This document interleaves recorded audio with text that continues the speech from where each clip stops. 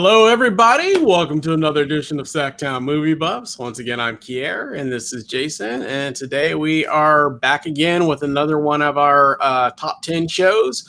We're already on top 10 films of 2005, so we are moving right along briskly.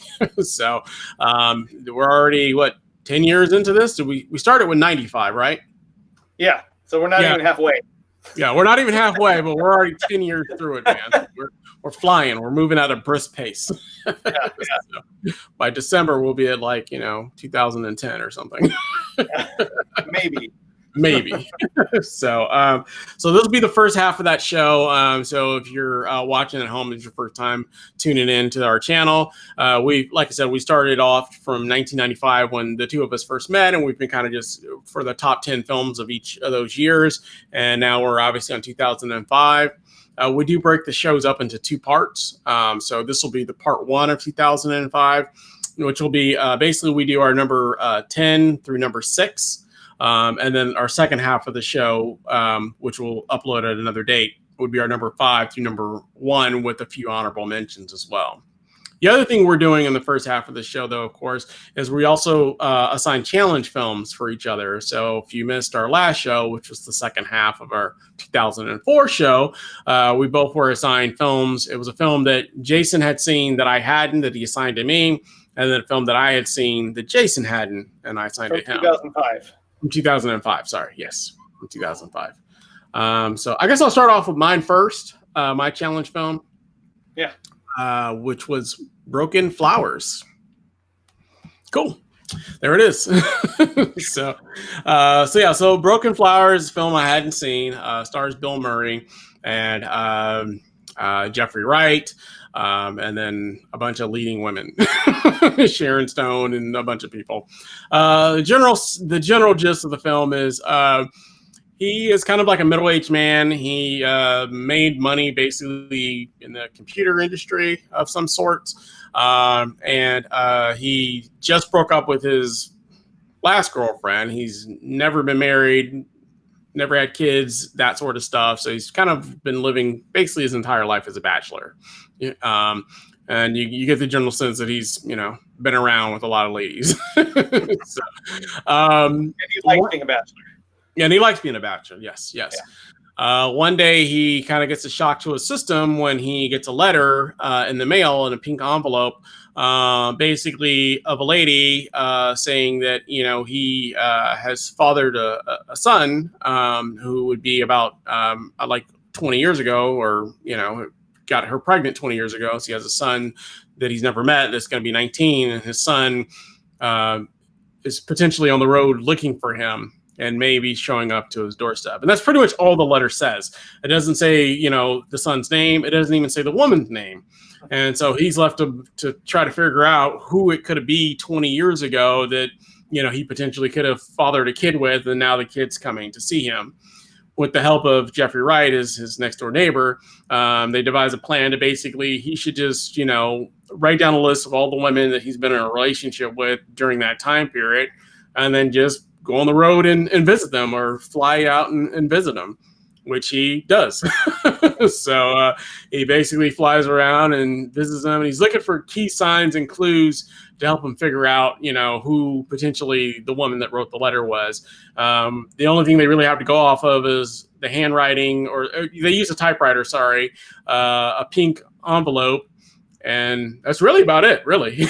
So he's basically going to houses, looking to see if they have pink colors in their house, or see if they say something about a child or a kid that might be about that age, and he travels to basically see 4 women. I don't remember how many women it was. It was 3 or 4. I think it's at least 4, because it's Sharon Stone, Tilda Swinton. Sorry, I'm looking at the poster. Frances Conroy. Yeah. And then I don't remember all of them. It's been a while since I watched it. Yeah.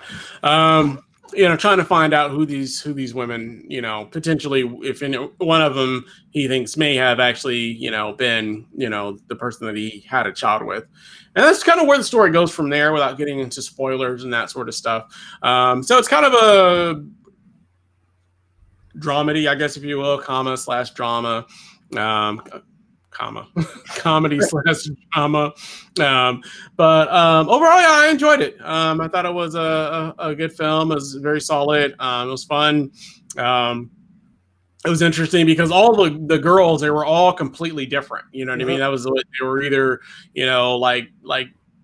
like poor and NASCAR people, or they were like, a dog whisperer, one was like a dog whisperer. The other one was like this, biker chick or whatever, you know what I mean? So they're all like completely different. And like I said, he's kind of going on a mission looking for clues to figure out, which one, to see if they own a typewriter, that kind of stuff. And so it was a fun film. I enjoyed it overall. I thought it was a good, solid film. And I think I would definitely give this one. I think I would give this one a 3 out of 5. So cool. So yeah, I enjoyed it. I'm glad you like that. Yeah. So good choice. Thank you. For once.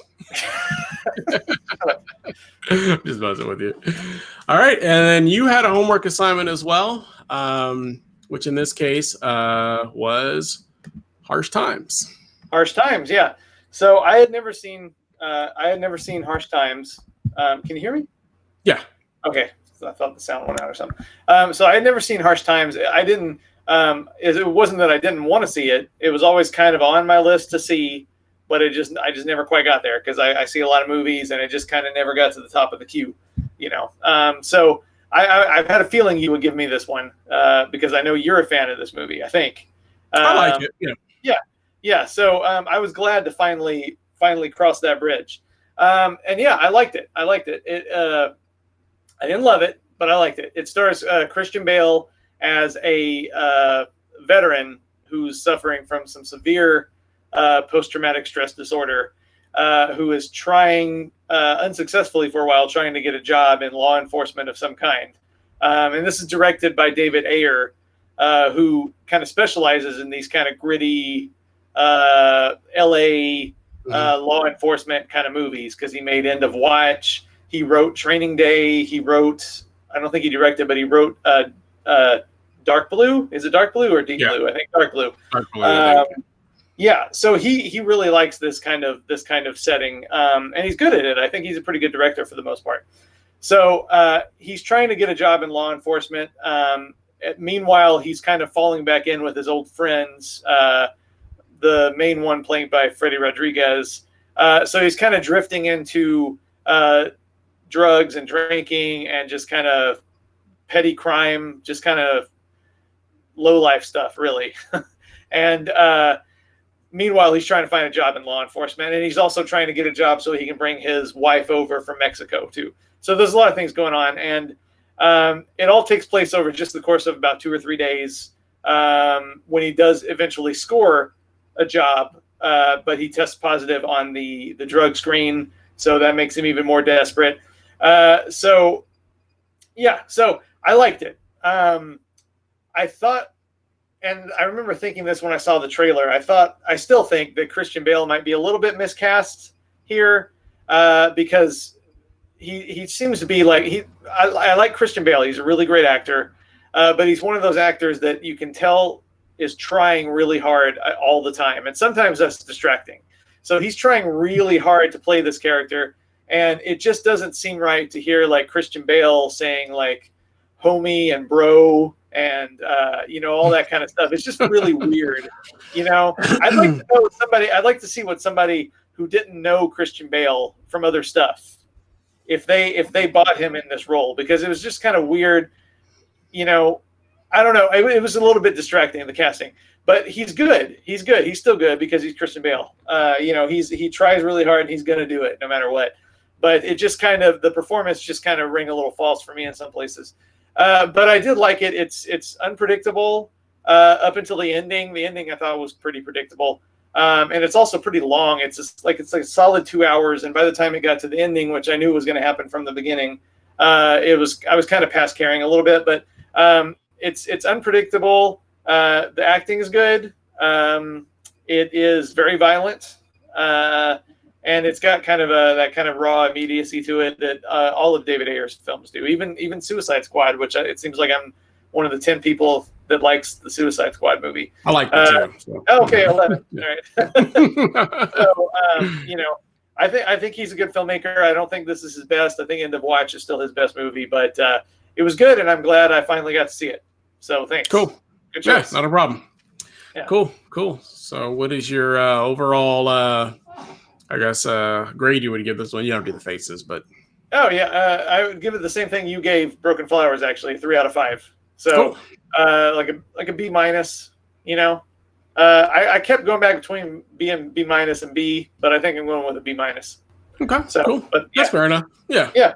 Cool. Yeah, I like it. I don't love it either, you know what I mean? But I did like it a lot. But like I said, whenever we do these challenge ones, I kind of have to go off of whatever it is that I've seen that you haven't seen. And in some cases, they're just like films I just thought was okay, or, you know what I mean? So it's like, maybe he'll like this one. This one wasn't bad. You know what I mean? That kind of stuff. Yeah. There's not a whole lot of movies that you've seen that I haven't, honestly. Yeah, and there's not. Yeah. I mean, I was looking at that year. There was maybe like 3. So it was like, so whatever else I would have given you would have been probably terrible. You know what I mean? Yeah. So definitely. Well, I mean, it's fun, you can't win them all. You know what I mean? But I'm glad you enjoyed that one though. Yeah. That's cool. Well, let's get into the real top 10 for 2005. I guess I'll have you kick it off with your number 10. My number 10. Yeah, I asked you to prepare this for me because I actually don't. I own a digital copy of this one, but I don't own the physical copy. So you're bringing in the poster for Brick. There we go, Brick. So that's my number 10 for 2005. It's a really cool movie that I'm glad I rewatched recently because when we did our review of Scylla and the Spades, it reminded me of Brick because it's Scylla and the Spades was a movie like Brick that is like it's taking place in the high school world, but it takes a very highly stylized approach to it in the way that it casts. Okay, it's set in high school and the characters are high school students, but it makes it like an adult narrative. And in this case, it makes it like a 1940s like film noir murder mystery kind of thing. But it's set in modern day among high school students. They're just talking like old Raymond Chandler or something like that. So I remember when this movie came out, I liked it. I didn't love it. But seeing Scylla and the Spades made me want to revisit it. And I really, really enjoyed revisiting it after, 15 years almost. So it was a film by Rian Johnston, who later made Looper. And after that made Star Wars The Last Jedi, which, I know that's a very, very controversial Star Wars movie, but it's actually, I think, the best Star Wars movie outside of the first two, A New Hope and Empire Strikes Back. So he's had a very interesting career for sure, because this is very low budget, but it's got an amazing script. It's got a really great cast, and it's got a really cool concept that I think even more highly of it than I did 15 years ago. So yeah, Brick is my number 10. Cool. Yeah. Cool. I haven't seen it in many, many years. I didn't remember loving it when you showed it to me necessarily. I don't remember hating it either, but I don't remember like necessarily being like overly enthralled with it. I want to say in some ways it reminded me a little bit of the Romeo and Juliet kind of feel to it a little bit, where it was kind of with the Leonardo DiCaprio one, where it was kind of more modern day, but they were talking different kind of thing. That one's more Shakespearean, of course, but that same kind of feel that it had to it.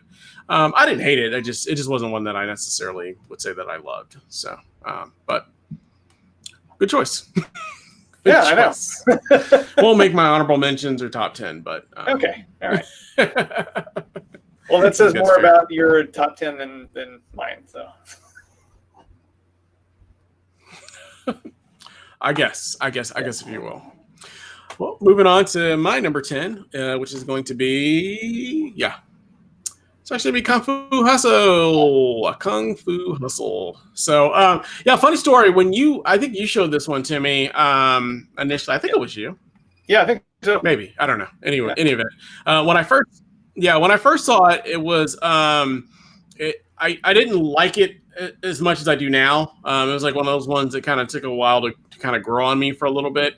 So when I first watched it, I was just like, it's okay. It's got some funny moments. But I saw it again, I don't know, 4 or 5 years later, and I don't know, I just totally clicked with it the second time around. So it's just really, really funny. It's a great story. It's obviously a comedy kung fu movie where they're like, have all these superpowers and flying and that kind of stuff. And it's just a really, really funny story. I enjoy it. I get a kick out of it now. And now it's definitely one of my favorite films of 2005. So, and I own it. So definitely a complete turnaround for me. So that is my number 10 is Kung Fu Hustle. Cool. Yeah. Somehow I must have missed that. That was a 2005 movie because I didn't have it on the list that I was writing up before doing this show. So I'll have to redo it. I don't think it would make my top 10, but it would definitely be higher up in the runner-ups. And I would like to add that I think we could do an entire show of all the movies that I showed to you and you didn't like them the first time, but then you love later on. Yeah, like Requiem for a Dream, like American History X. So I think we could do a whole show on those maybe, but that's another topic for another time. Yeah, for sure. Definitely. Yeah. Well, moving on to number 9, sir. All right, number 9 for me. I just watched it today again to see where it falls in the list. That is Good Night and Good Luck. So this is a really good movie that it's every bit as riveting and provocative as it was back then. And unfortunately, I think it's even more relevant than it was in 2005 because it deals with a lot of political figures vilifying the media and the media's responsibility to kind of speak back to power. So we're seeing a lot of that now without going into more detail about the state of things today. But this is a movie. It's directed by George Clooney. It's got an amazing cast. David Strathairn playing Edward R. Murrow, who was a journalist who went up against McCarthy during the McCarthy hearings. And that was a pretty scary time for America, too, the Red Scare and the McCarthy hearings, which were really more like witch hunts than anything else. But it's an important story. It didn't make a lot of money at the box office because it's a history lesson, really, but it's a really good one, and it is an entertaining film. It's really well acted. Robert Downey Jr., Frank Langella, David Strathairn, Jeff Daniels, great cast. It's got a really cool 50s style to it. It kind of reminds me of. It seems like it kind of led the way into like Mad Men becoming popular and stuff like that because it's really got that kind of corporate office-y 1950s kind of feel to it. But yeah, great acting, great score, great cinematography. Definitely one to check out. And like I said, unfortunately, it rings uncomfortably true to what's going on these days. So yeah, that's my number 9. Cool. Yeah, it wasn't one that I necessarily loved. I thought it was okay. It felt a little stuffy to me in parts, I guess. I don't know. But yeah, just I don't know. A lot of dialogue is what I remember. Oh yeah, that's pretty much all it is. But it's good dialogue. Yeah. So yeah, I didn't hate it. It wasn't one that I necessarily loved or would put in my top 10. But no huge fault with it. But good choice. All right, good choice. Moving on to my number 9. We're on 9. Yeah, my number 9 and still in the shrink wrap. Which is going to be Unleashed with Jet Li. You don't remember that one? I don't remember it. I must have seen it though because it was. Yeah, you've seen it. It's Jet Li with Bob Hoskins. He's basically he keeps him as like he keeps him on a collar. Basically, Jet Li's kind of like his pet, kind of, that whenever he gets into a situation or whatever, guys have to be taken out. He basically lets him off the leash, and then he goes out and like does martial arts and kills people. So it's a very, very violent and brutal film, which is what I love. So yeah, it's got a lot of really good death scenes, a lot of good fights. Just a really good martial arts film overall. Definitely one that I can't say I'm always watching because it's still in the shrink wrap, of course, but definitely one that I've seen many times, of course. So, but definitely highly enjoy it. If you like martial arts, you like the good fight scenes and a decent story as well, then definitely recommend you check out Unleashed. You don't remember? Yeah, I don't. I remember not liking it all that much. That's the only thing I remember. I remember I gave it 2 stars. Maybe 2.5 at the highest, but yeah, I don't remember. I like Jet Li, I mean, like, what was it? Just like the year or two before this, that Kiss of the Dragon was awesome. So yeah, I like Jet Li, but yeah, not so much that one. Sorry, based on my memory from 15 years ago. You watch it again, it'll be number 1 for. And I don't know about that. It probably wouldn't be ahead of Kung Fu Hustle either. So. Well, for me it is. So. For me, it is. Well, that says it all right there. So. Yeah. All right. Moving on, number 8, sir. Number 8, another one that you're not all that big on, I know, and that is Munich. So, at least I don't think so. So, Munich is one of Steven Spielberg's probably least celebrated movies because it kind of came out and kind of sank without a trace, even though it got 5 Academy Award nominations, including Best Picture, now that I'm seeing the front cover of this DVD. But it is... But almost everything he does gets award nominations. You know what I mean? Like, he's... Huh? Yeah. I said pretty much. Yeah. But then again, not always, because, like, The Terminal didn't get anything, and it shouldn't have, I don't think. And Bridge of Spies didn't get any nominations, I don't think, either, and I really liked Bridge of Spies. But this is, because it's been a while, I'm having to read the back here. This is it's based on a true story about the secret Israeli squad that was assigned to track down and assassinate the 11 Palestinians believed to have planned the 1972 Munich massacre at the Olympics. And I remembered that as I was writing it. But that I really like Munich. I know it's not a movie that many people talk about very much, but I think it's a very, very intense action thriller, I think. It's got a lot of really suspenseful sequences, really great camera work. It's got kind of a Hitchcock feeling to a lot of the scenes, a lot of the suspense set pieces. And it's just a really good thriller. I think he probably could have picked a better lead actor than Eric Bana, because Eric Bana is really not that charismatic, really. I mean, he does a fine job, but I think he's a little dopey in parts, I felt like. So yeah, I think they could have picked somebody with a little more charisma. But he does a fine job. But I think the best thing about that movie is the directing and the suspense set pieces. You got ticking clocks and briefcases with bombs in them, and I love all that kind of stuff. It's very Hitchcockian. So I love Munich. It's been a long, long time since I watched it, but I guarantee you that if I watched it, it would probably still be where it is now. So that's my number 8, Munich. Cool. Yeah, I didn't care for that one all that much. It seemed like the kind of film that I was going to love, because I love the idea of like a team of people getting together and going out to like assassinate people. Like more recently, the show on Amazon, Hunters or whatever, where there's like a team. Yeah, it's like a team. You might go check that out.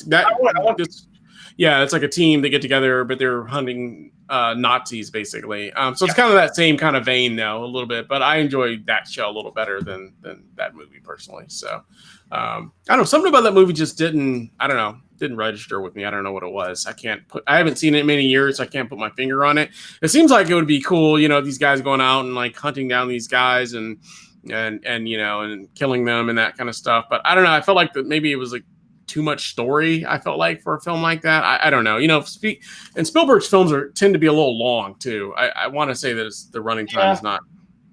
It's probably 2 hours and 44 minutes. Wow, yeah, and that's my problem with a lot of his films. They always feel a little bloated to me. Like I always feel like he could have trimmed 30 minutes off of his films. I don't know. He always likes to do like these big grand films, and I feel like a film like that, I think you could have. It's supposed to be like more of an action film, but they made so much story in between it, and I think that's probably what turned me off on it a little bit. So just me personally. I don't remember that bothering me, but yeah, it felt long to me. That's all I remember about it from 2005, though. So yeah.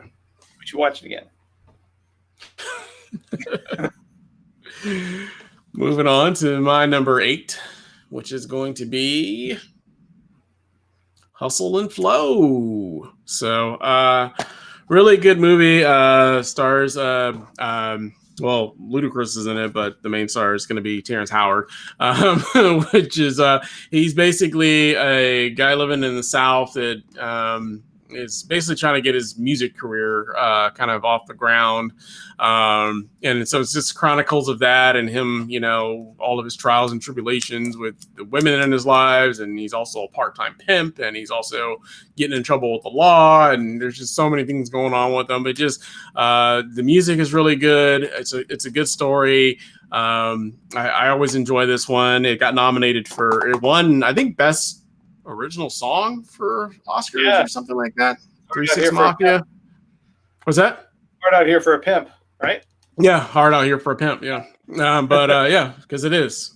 It's hard out here for a pimp. You know, right? But no, I definitely enjoy Hustle and Flow. It's still one. I haven't seen this one in a few years, but it's one that anytime I do watch it, I always get a great kick out of it, though. So that is my number 8, Hustle and Flow. Yeah, I love Hustle and Flow. That's it's actually in my list a little bit higher up. So that'll be in the second show that we're talking about Hustle and Flow. Actually, I love that movie. Cool, cool.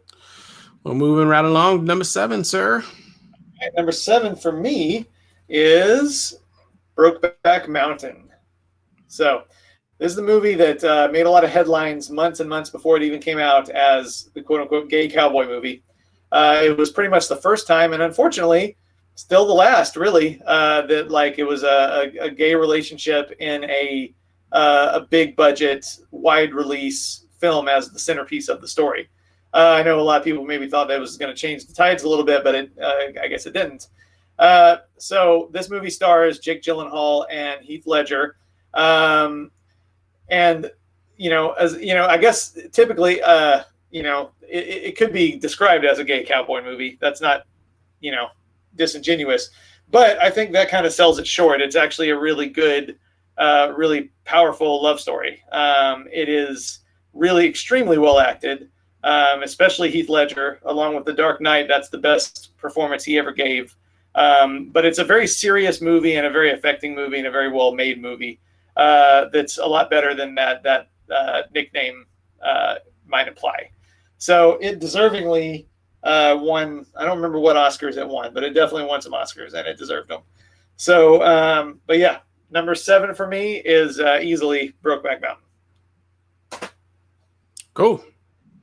Yeah, one that I've never really seen all the way through. So, but yeah, it was one that I guess I didn't really have an interest in it. So I never really saw all of it. So, but yeah, definitely one that I know it's gonna, some people liked it. Some people make fun of it. Some people, you know what I mean? It's definitely one of those polarizing films, I feel like. So,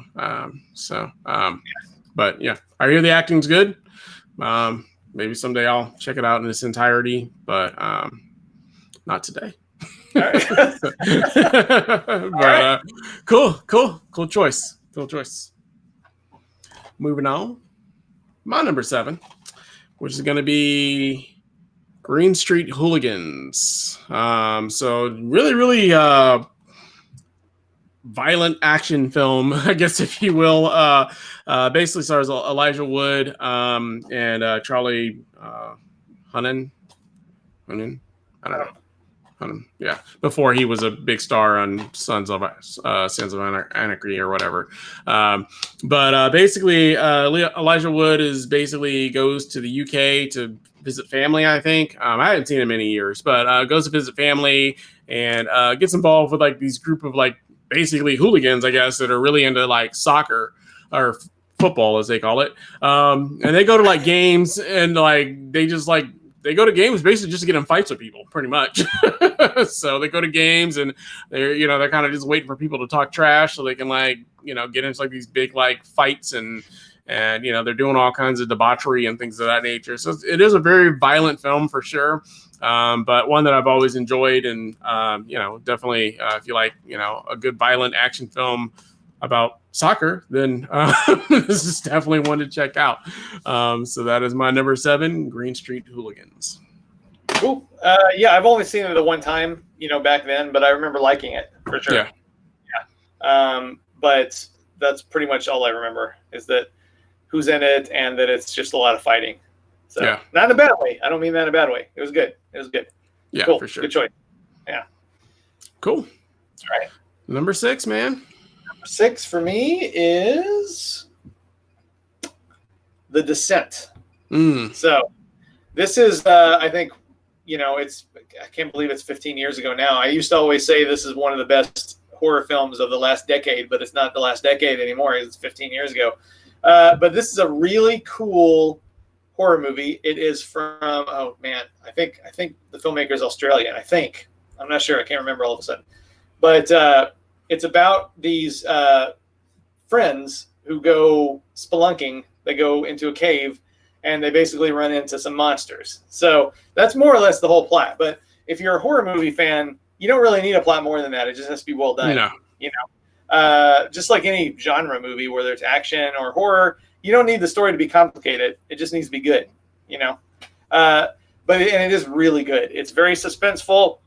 And actually, and I've talked to other people who feel the same way, you don't even see any monsters for until you're halfway through the movie. And before that, what happens before that is already as so scary and intense and suspenseful that you practically don't really need the monsters. If you have any kind of claustrophobia at all, and I do, I get it from my mom. My mom's super claustrophobic. I'm a little claustrophobic.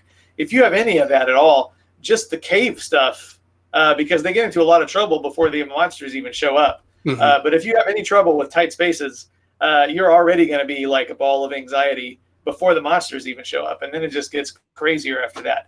But it's a really bloody, really violent, really scary horror movie with a lot of action in it. And that's a good time in the movies. Over and done in 90 minutes. A lot of gore, a lot of action. Good movie. The Descent. Number 6. Yeah, definitely. It missed my top 10. It's in my honorable mentions, but I definitely really like that. The sequel is actually really good too, which we'll talk about on that show, I'm sure. I really like it. It's like you said, it's a really, really good 90-minute horror film, and like I said, I always do like films where the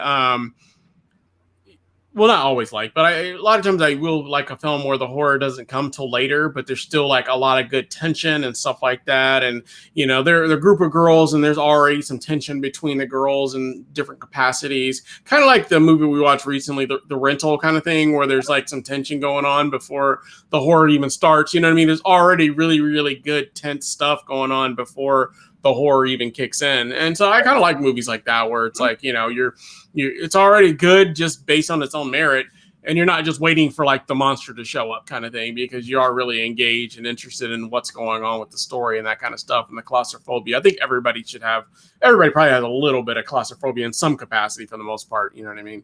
Nobody wants to be buried alive. No, definitely not. Definitely not. Yeah. So, but yeah, no, it's great choice. So, definitely one that, it's one that I've been meaning to catch up and watch again. I've been trying to get somebody to watch it with me here at the house, but nobody's really taken the bait yet. So we'll see. Oh man, yeah, that's a fun movie. Mages in and, a another one like that kind of is, it's not the same kind of movie as those two, but From Dusk Till Dawn. That is exactly right. Where the horror doesn't come to the second half of the film. You don't see the vampires until way late into the film, because there's so much other horror elements and things happening beforehand. So that's exactly correct. So I guess I like films like that. So yeah, me too. Yeah, cool. My number 6 is going to be The 40-Year-Old Virgin. So one of my favorite comedies of all time. I think this is the one that definitely put, Steve Carell was already on The Office, I think, at this point. I think so. Yeah, so he was already kind of on that map, but as far as a movie star, I think that's where he really became a star, was after this film.